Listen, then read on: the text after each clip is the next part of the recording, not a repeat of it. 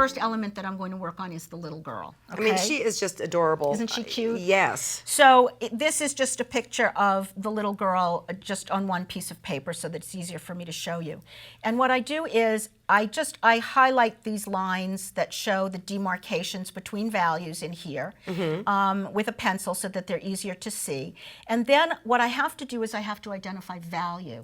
Now, anybody who comes from the world of traditional quilting knows about light, medium, and dark is the best way to do a quilt. And it's the same thing with this. I need to identify the values, even if I want to use different colors.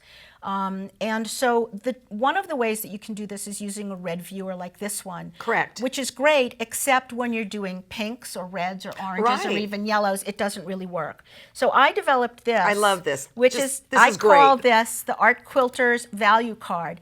And it's white to black in 12 numbers. And they graduate from one to another. And so your value system has 12 levels. I have 12, yes. There's nothing magical about it.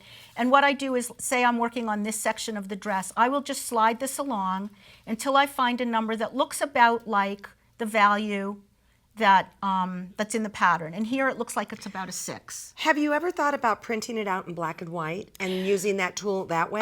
You can, if you're finding that the color is really confusing, if you're looking to work in a different color palette, then you could do it that way. But I find that, you can sort of squint and eyeball and even sometimes use the ruby beholder with this, and you can see.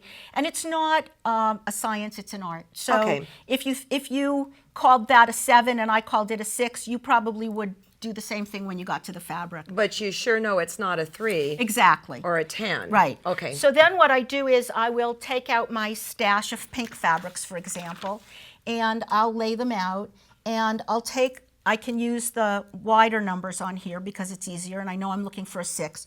And I can just look at the different fabrics, and I can find the one that looks like the 6. Okay, one of the things I really like about your quilts, well, there's a ton of different things, but look at the fabrics here. I mean, awesome. I love They're to different. use unexpected choices. Yes. So that's kind of my thing.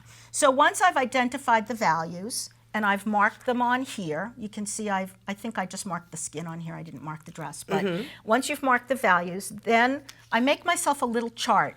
I find that this is the easiest way to keep track of what the value number was and which fabric I decided I was going to use there, so I don't get myself confused. Good idea.